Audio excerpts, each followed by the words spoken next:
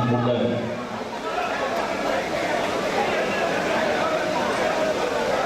கோவை மாவட்ட பொது உறுப்பினர் கூட்டத்தினுடைய தலைவர், மாவட்ட திராவிட முன்னேற்ற கழகத்தினுடைய செயலாளர் அன்புக்குரிய பொங்கல் பழனிசாமி அவர்களே, முன்னிலை ஏற்றுள்ள கோவை மாநகர கழகத்தினுடைய செயலாளர் சகோதரர் வீரகோபால் அவர்களே, மற்றும் மேடையில் அமர்ந்திருக்கக்கூடிய தொழிலாளர் முன்னேற்ற சங்க பேரவையுடைய தலைவர் மதிப்பிற்குரிய பேரூர் நடராஜன் அவர்களே, மாநிலங்களவை முன்னாள் உறுப்பினர், இயக்கத்தினுடைய முன்னோடிகளில் ஒருவராக விளங்கிக் கொண்டிருக்கக்கூடிய அண்ணன் விடுதலை இருக்கிற மற்ற மேடைகளை ஏற்றிருக்கக்கூடிய கழகத்தின் முன்னோடிகளை, மாவட்ட கழக மாநகர கழகத்தினுடைய நிர்வாகிகளை, ஒன்றிய கழக, நகர கழக, பகுதி கழக, பேரூர் கழக, கிளை கழக, ஊராட்சி கிளையினுடைய நிர்வாகிகளை, மாவட்ட ஒன்றிய நகர இளைஞரணி, மகளிரணி, மாணவரணி போன்ற பல்வேறு அமைப்புகளை நிர்வாகிகளை, கழகத்தின் துணை அமைப்புகளால் தொழிலாளர் அணி, தொண்டர் அணி, மாணவர் அணி, மகளிர் அணி, வழக்கறிஞர் அணி, இளைஞர் அணி, ஆதிதிராவிட நலக்குழுவை சார்ந்திருக்கக்கூடிய அணி, நெசவாளர் அணி, மீனவர் அணி போன்ற பல்வேறு அமைப்புகளை கட்டி காத்து வருகிற கழக காவலர்களை, எழுச்சியோடு இந்த உண்மையை கொண்டிருக்கக்கூடிய கழகத்தினுடைய அடித்தளங்களாக, கழகத்தினுடைய ஆணி வேறாக, கழகத்தின் ரத்த நாளங்களாக, ஏன் இந்த இயக்கத்திற்காக வேர்வை சிந்தை, ரத்தம் சிந்தை,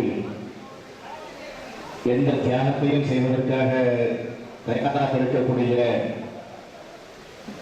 நம்முடைய கழகத்தினுடைய ஆற்றல் மிக்க செயல் வீரர்களை, நண்பர்களே, உங்கள் அனைவருக்கும் அன்பான வணக்கம்.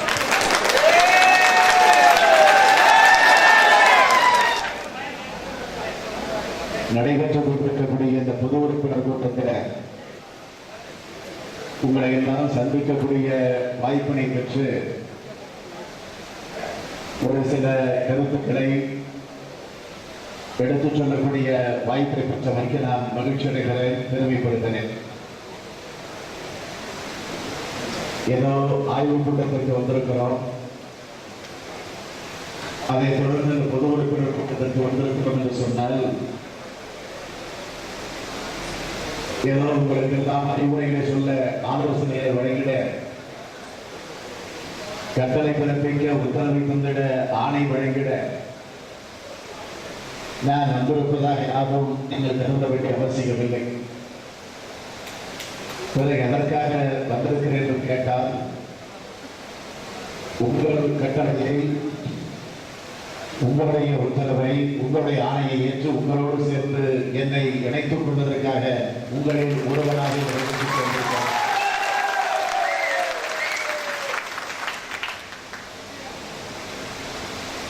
ஆய்வு கூட்டம் என்பது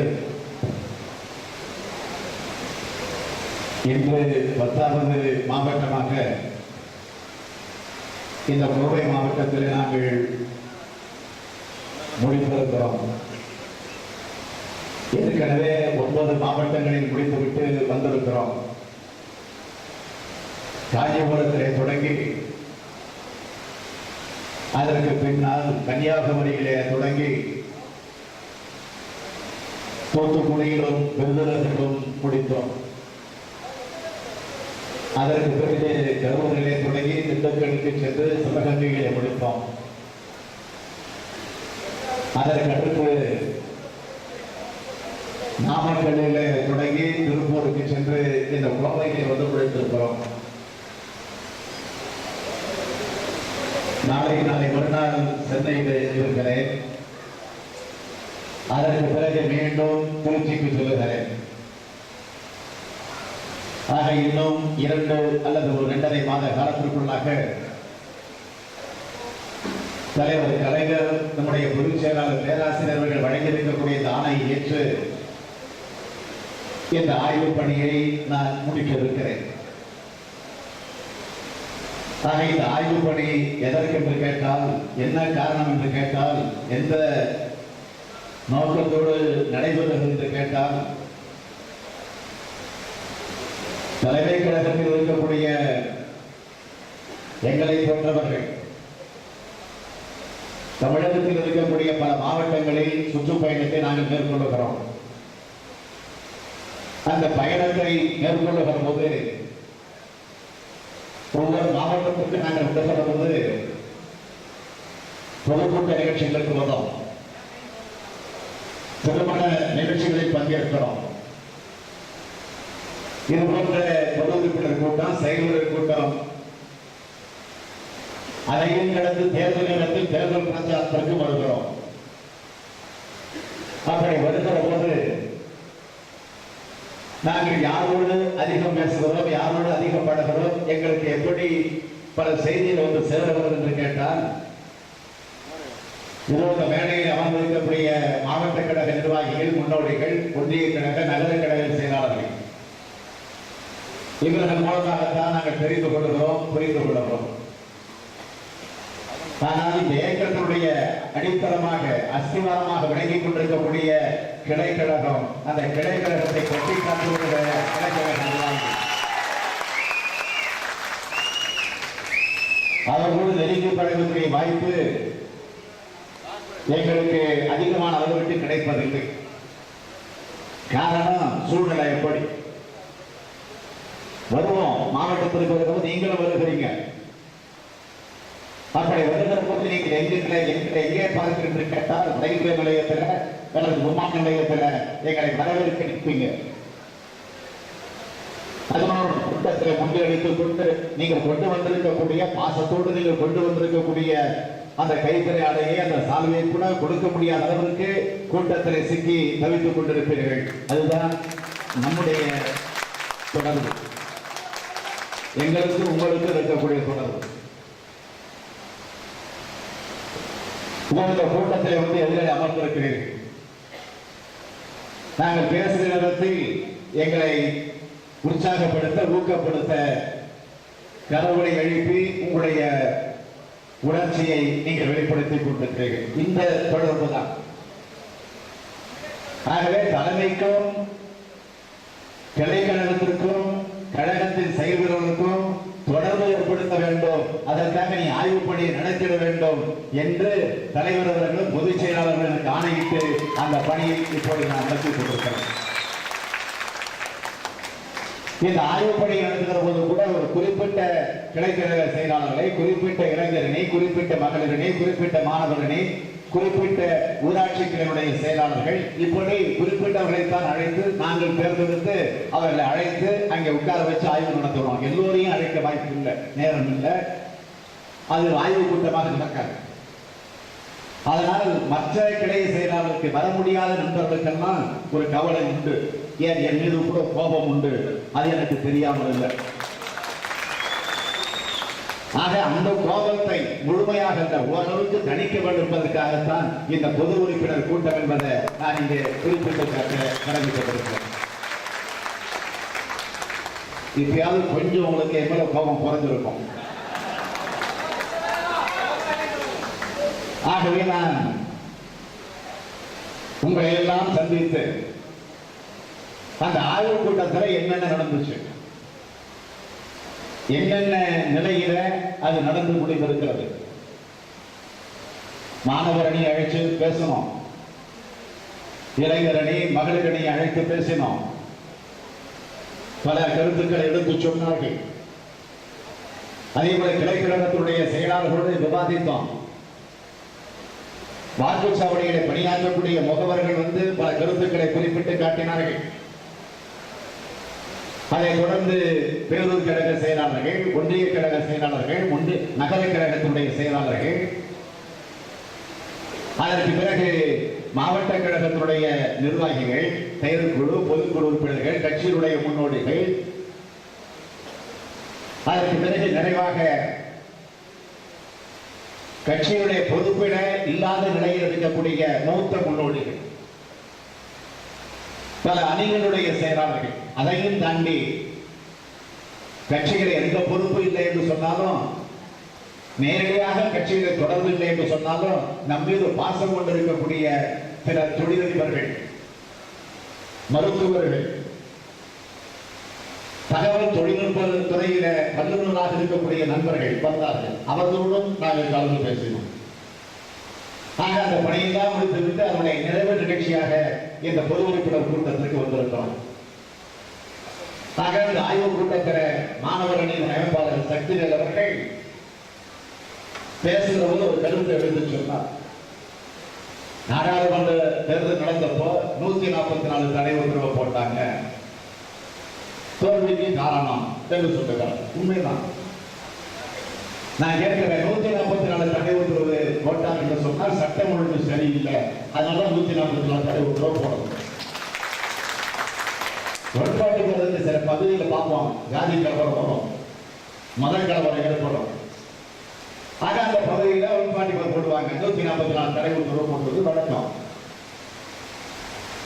தேர்தலுக்கு முன்பு இந்த 144 தடை உத்தரவு போட வேண்டிய அவசியம் என்ன? கொஞ்சம் நீங்க சிந்திச்சு பார்க்கணும். திராவிட முன்னேற்ற கழகத்தின் சார்பில் நாம் கோரிக்கை வைக்க 144 தடை உத்தரவு போடுங்க. ஏன் ஆளுங்கட்சியாக இருக்கக்கூடிய அதிமுகவும் அந்த பிரச்சனை பற்றி சொல்லல. தேர்தல் களத்தில் இருக்கக்கூடிய எந்த கட்சியும் கோரிக்கை வைக்கிறார். ஆக எந்த நிலையிலும் கோரிக்கை வைக்காத நிலையில தேர்தல் கமிஷனர் பிரவீன்குமார் அவர்கள் 144 தடை உத்தரவு போட்டார். இன்னைக்கு இந்தியாவில் சட்டம் ஒழுங்கு மோசமான நிலையில் இருக்கக்கூடிய ஒரு மாநிலம் தமிழ்நாடு தான். ஆனால் அந்த தமிழ்நாட்டையும் மிஞ்சக்கூடிய அவருக்கு இருக்கக்கூடிய ஒரு மாநிலம் தெரியுமா? உத்தரப்பிரதேசம். அந்த உத்தரப்பிரதேச மாநிலத்தில் கூட ஒன்பாட்டி போர் கிடையாது தேர்தல் நேரத்தில். இன்னைக்கு காஷ்மீரை பார்க்கிறோம். காஷ்மீர்ல நேரத்திற்கு இல்ல, நிமிடத்துக்கு நிமிடம் குண்டு சத்தம் கேட்குது. ஆனா அங்க ஒன்பாட்டி போர் இல்லை. ஆனால் தமிழ்நாட்டில் போடப்படுகிறது என்று சொன்னால் அதையும் முதலமைச்சராக இருக்கக்கூடிய ஜெயலலிதா ஏற்றுக்கொண்டு அந்த தேர்தல் கமிஷனோடு ஒத்துழைத்து வந்திருக்கிறார் என்று சொன்னால் நான் கேட்கிறேன், அப்ப 144 இருக்குன்னா தமிழ்நாட்டில் சட்டம் ஒழுங்கே இல்லை, தமிழ்நாடு முழுவதும் இல்லை. அப்போ ஜெயலலிதா முதலமைச்சர் பதவியிலிருந்து உடனே விலகி இருக்க வேண்டுமா வேண்டாமா? அது விலகி இருந்தால் ஜெயலலிதா ஜனநாயகத்தை காப்பாற்றி இருக்கிறார் என்று நாம் எண்ணி இருக்க முடியும். ஆக இவர்களுக்கு என்ன தெரியும் என்று கேட்டால், நாமெல்லாம் சில துணை கட்சிகளாக சில தோழமை கட்சிகளோடு கூட்டணி வச்சு தேர்தல் கலந்துகின்றோம். ஆனால் ஜெயலலிதா எந்த கட்சியோடும் கூட்டணி வைக்கல. ஆனால் வைத்த கூட்டணி எங்க தெரியுமா? தேர்தல் கமிஷனோடு கூட்டணி வச்சார். அதுதான் வெளிச்சமாயிருக்கு உள்பாட்டி போர்த்தனை உத்தரவு. அதே போல மாவட்ட மாணவர்களின் துணை அமைப்பாளர் தினேஷ்குமார் அவர்கள் நம்முடைய நிர்வாகிகளுக்கு ஊழியர்களுக்கு கூட்டங்கள் தேவை. அதாவது ஒன்றியங்கள், நகரங்கள், பேரூர் கழகங்கள் எல்லாம் இருக்கு, மாவட்ட கழகம் இருக்கு. ஆக அப்படிப்பட்ட அமைப்புகள் அந்தந்த அமைப்புக்கு கட்டுப்பட்டு இருக்கக்கூடிய செயலாளர்கள் நிர்வாகிகள் அழைத்து அடிக்கடி கூட்டம் போடணும். அவர்களோடு விவாதிக்கணும். ஊழியர் கூட்டம் போடணும், பொதுக்குழு கூட்டம் போடணும், இது மாதிரி பொது உறுப்பினர் கூட்டம் போடணும். அப்படி அழைத்து பேசினால்தான் உண்மை நிலைகள், அங்க இருக்கக்கூடிய பிரச்சனைகள் தெரியும். அதைத்தான் அந்த நண்பர் அந்த கோரிக்கை எடுத்து வைத்தார். அதே போல் இந்த ஆட்சியினுடைய அவல நிலையை மக்களிடம் போராட்டங்கள் மூலமாக கொண்டு செல்ல வேண்டும். மாநகர இளைஞரணியின் துணை அமைப்பாளர் திருமலைராஜா அவர்கள் இந்த அரசினுடைய அமலங்களை எடுத்து சொன்ன பத்திரிகைகள் முக்கியத்துவம் தருவதில்லை. பத்திரிகைகள் முக்கியத்துவம் தருவதில்லை. ஆனா இப்போ பத்திரிகைகள் நமக்கு முக்கியத்துவம் தராங்க. நமக்கு முக்கியத்துவம் தராங்க. என்ன முக்கியத்துவம் தெரியுமா? நம்மளை விமர்சிக்கிறதுல, கேலி செய்யறதுல, கிண்டல் புரியறதுல, நம்மளை கொச்சைப்படுத்துறதுல அதுல முக்கியத்துவம் தராங்க பத்திரிகைகள். நான் இங்க இருக்கக்கூடிய பத்திரிகை நண்பர்களை சொல்றேன், தயவு செஞ்சு யாரும் கோச்சிக்காதீங்க. நீங்க நல்லவர்கள், வல்லவர்கள். இல்லைன்னா இங்க வந்து முன்வரிசையில வந்து உட்கார்ந்து ஆர்வமா இப்படி உட்கார்ந்துருப்பீங்களா? ஆனா எங்களுக்கு பற்று இருக்கு, இயக்கத்துக்கு உங்களுக்கு அன்பு இருக்கு, பாசம் இருக்கு, அதை நான் ஏற்பட்டேன்.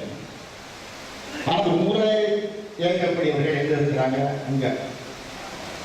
ஆக உங்களுடைய நிறுவனத்தை கட்டி காக்கக்கூடியவர்கள்.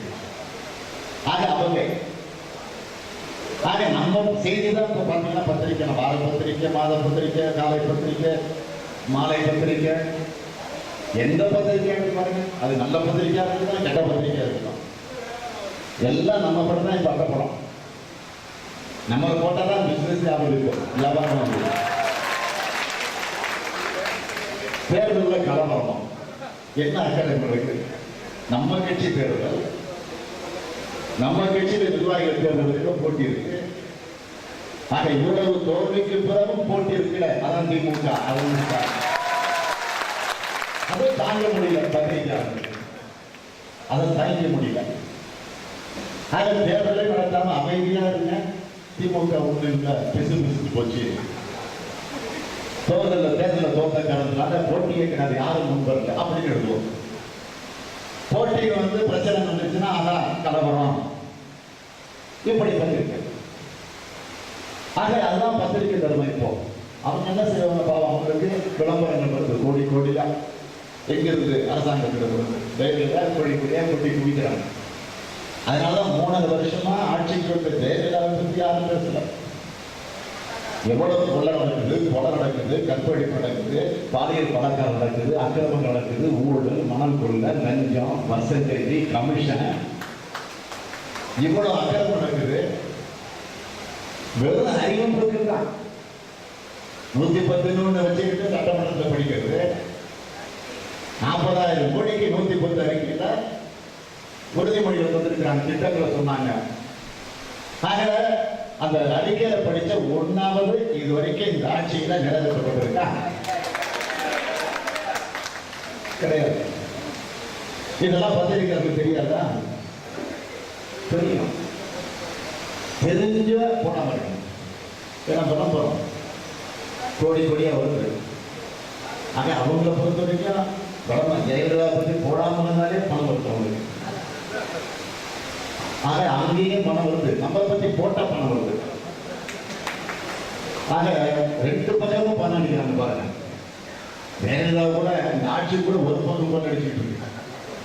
ஆனா இந்த பத்திரிகை நடத்தி கொண்டிருக்கக்கூடிய நிறுவனங்களை பார்த்தா அதிமுக மூலமும் பணம் அடிக்குது, திமுக மூலமும் பணம் அடிக்குது. இதுதான். இன்னொன்னு, இன்னைக்கு காலையில எல்லா பத்திரிகையும் எடுத்து புரட்டி பார்த்தேன். எல்லா பத்திரிகையும் எடுத்து பார்த்தேன். நேற்று மாலையில ஒரு செய்தி வந்துச்சு. என்ன செய்தின்னா, 18 வருஷமா நடந்துட்டு இருக்க ஒரு 18 வருஷம் அது முதலமைச்சர் ஜெயலலிதா மீது நடந்துகிட்டு இருக்கக்கூடிய சொத்து குத்து வழக்கு பெங்களூர்ல வந்துட்டு இருக்கு. வாய்தா மேல வாய்தா, வாங்கி வாங்கி வாங்கி வாங்கி அழுத்து போய் வாய்தா வாங்கி நீதிபதிக்கு சரிச்சு வந்து போக வந்து நேற்றுக்கு தீர்ப்பு தரப்போறேன். செப்டம்பர் 20 தீர்ப்பு. எந்த பத்திரிகையாவது முதல் பக்கத்துல எங்கேயாவது ஒரு சின்ன செய்தியாவது போட்டுருக்காங்க பார்த்தா, முதல் பக்கத்துல இருக்க எங்கேயோ ஒரு இடத்துல போய் கண்ணுக்கு தெரியாத இடத்துல ஒரு செய்தி போட்டுருக்காங்க. இதே திமுக அபர்தீர்ப்பு கேஸ் இருக்கட்டும், பொய் கேஸ் தான். பேனர் வரும், ஃபர்ஸ்ட் பேஜில் வரும். இதுதான் பத்திரிகை தர்மமா? இதை நீங்க சிந்திச்சு பாருங்க. அதனாலதான் நம்முடைய தோழர் பத்திரிகைகளுக்கு முக்கியத்துவம் தருவதில்லை என்று வேதனையோடு குறிப்பிட்டு காட்டியிருக்கிறார். அதே போல பொள்ளாச்சி நகர இளைஞரணி அமைப்பாளர் திருமலை ராய் அவர்கள் நம்முடைய சாதனைகளை மக்களிடத்தில் எடுத்துச் சொல்ல வேண்டும். இன்னொன்று, சுழற்சி முறையில் நம்முடைய பதவிகளை பகிர்ந்தளிக்க வேண்டும்.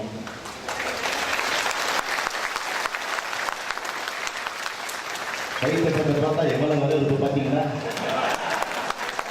இதை இப்ப பொறுப்புல இருக்கக்கூடியவங்க உணரணும்.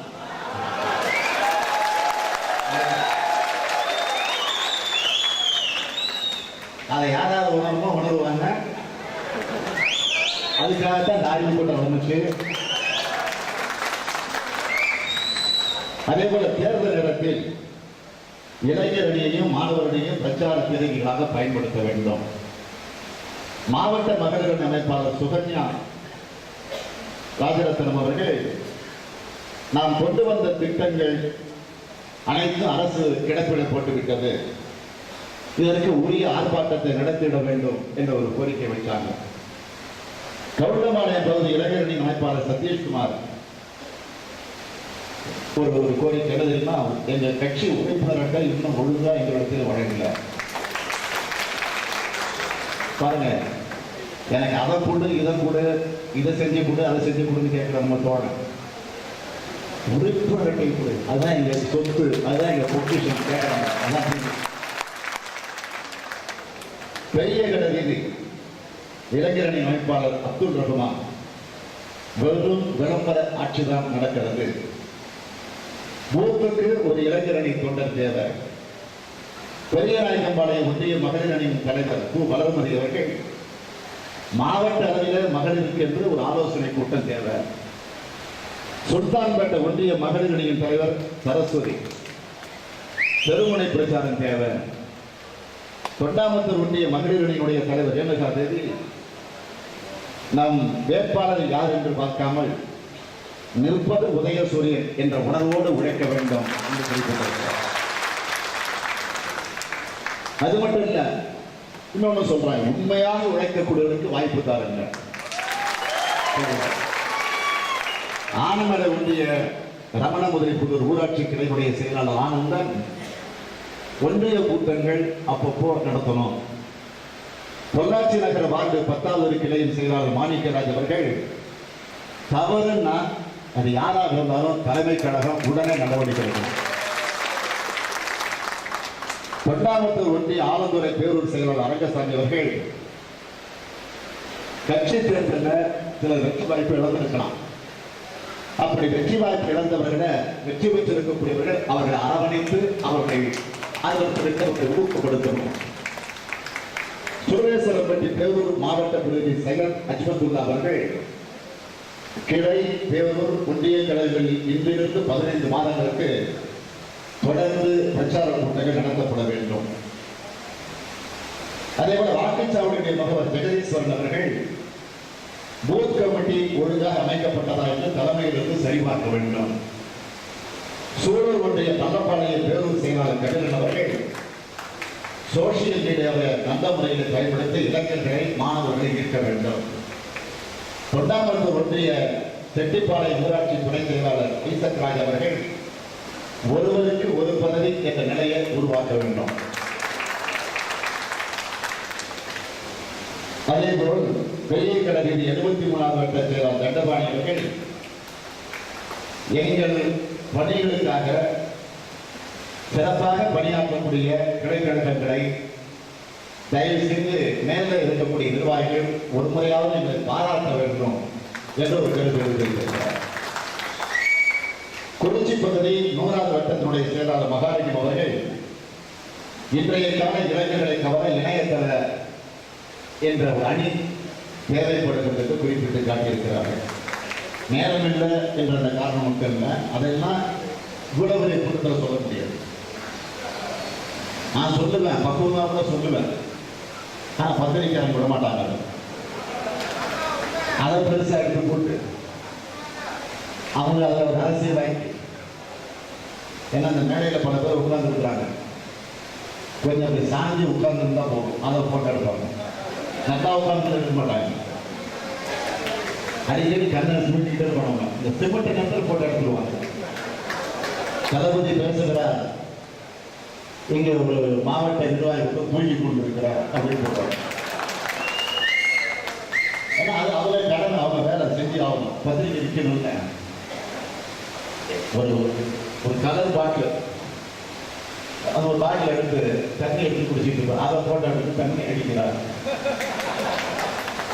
குடிக்கிறான்னு போட்டு அடிக்கிறான்னு போடுவோம், பொருளை வாங்கி கொடுத்தாங்க. ஆக நான் அதையெல்லாம் இப்ப சொல்ல விரும்பல. ஆக நான் உங்களை எல்லாம் கேட்டுக்கொள்ள விரும்புவது ஏதோ அடையாளத்திற்கு என்னென்ன நிலைமை, என்னென்ன பிரச்சனையை வச்சு அங்க பேசணும், என்னென்ன கோரிக்கைகளை நம்முடைய நிர்வாகிகளுக்கு சொல்லி இருக்கிறாங்க என்பதை சாம்பிளாக உங்களுக்கு சுட்டி காட்டி இருக்கிறேன்.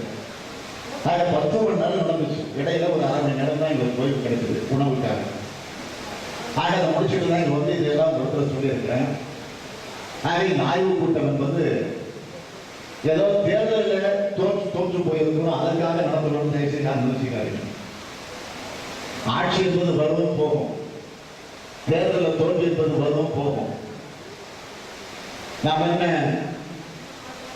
ஆட்சிக்கு வரணும், தேர்தலில் தொடர்ந்து வெற்றி பெற வேண்டும், பதவியில் இருந்தே தீர வேண்டும் என்பதற்காக இந்த இயக்கத்தை அண்ணா அவர்கள் தொடங்கி வைத்தார். 49 தொடங்கி 57 தான் வரும்போது தேர்தல் களத்துக்கே வரணும். 8 வருஷம் ஆச்சு. இப்போது நாட்டில் சில கட்சிகள் இருக்கு, கட்சி தொடங்குற போதே முதலமைச்சர் இருக்கணும். அதாவது பரவாயில்ல, தொடங்குவதற்கு சொல்லிட்டு தான் வரணும், தொடங்குவதற்கு அறிவிச்சலாம் முதலமைச்சர். அப்படின்னா இன்னைக்கு நாட்டில் பல தலைவர்கள் பண்ணாங்க, வந்துகிட்டு இருக்கிறாங்க. ஆனா அண்ணா அவர்கள் திராவிட முன்னேற்ற கழகத்தை 49 தொடங்கிய நேரத்தில் மக்களுக்கு பணியாற்ற, நாட்டு மக்களுக்கு தொண்டாற்ற, இந்த தமிழ் இனத்திற்காக பாடுபட இந்த கழகத்தை உருவாக்கி தந்திருக்கிறார்கள். அப்படிப்பட்ட கழகம் 57 தேர்தல் களத்துக்கு வருது. முதல்ல 8 வருஷம் கழிச்சு 15 இடங்களில் கட்சி பெற்று முதலில் சட்டமன்றத்திற்குள்ளே நுழைஞ்சோம். 62 50 இடங்கள் வெற்றி பெற்று எதிர்கட்சி. அதற்கு பிறகு 67 அண்ணா தலைமையில ஆட்சிக்கு வந்தோம். அண்ணா மறைந்ததற்கு பிறகு அண்ணாவின் இதயத்தை இரவலாக பெற்ற நம்முடைய தலைவர் கலைஞர் அவர்கள் தமிழகத்தினுடைய முதலமைச்சராக 71 பொறுப்பேற்று 76 வரைக்கும் ஆட்சியில் இருப்போம். விசா நெருக்கடிகளை தமிழ்நாட்டில் அமல்படுத்தப்பட்டது. இந்தியாவில் உள்ள நேரத்தில் அதை எதிர்த்தோம். அதுக்காக நம்முடைய ஆட்சியை கிடைச்சாங்க. நாம ஆட்சியை விட்டு இறங்கணும். 13 வருஷம் மீண்டும் ஆட்சிக்கு வர முடியல. 89 ஆட்சிக்கு வந்தோம். 91 மீண்டும் ஆட்சியை பறிச்சாங்க. 91 தேர்தலில் தோற்றோம். 96 மீண்டும் வெற்றி பெற்றோம். அதற்கு பிறகு 2001 தோற்றோம். 2006 5ஆம் முறையாக தலைவர் கலைஞர் மீண்டும் முதலமைச்சராக தமிழ்நாட்டில் வந்து விட்டாங்க. 2011 தோற்றோம். ஆக வெற்றி தோல்வி என்பது மாறி மாறி வருது. நான் பெருமையா சொல்றேன், நம்மை போல் வெற்றி பெற்றிருக்கக்கூடிய கட்சி நாட்டில் உண்டு. அதே போல் நம்மை போல் தோற்றிருக்கக்கூடிய கட்சி ஒன்று நாட்டில் உண்டு. அதுவும் கிடையாது. வெற்றியில நமக்கு தான் பெருமை, தோல்வியில நமக்கு தான் பெருமை. ஆக வெற்றிய தோல்விய இரண்டையும் ஒன்றாக கருதி இந்த நாட்டு மக்களுக்காக உழைத்துக் கொண்டிருக்கக்கூடிய உண்மையான தொண்டன் தான் திமுக. அந்த திமுக கழகத்திற்கு நீங்கள் தொடர்ந்து ஒத்துழைப்பை வழங்கி, நல்லாதரவை வழங்கி, கலைஞர் கருத்தை பலப்படுத்த உறுதி எடுத்துக் கொள்ளுங்கள். விடைபெறுகிறேன். நன்றி, வணக்கம்.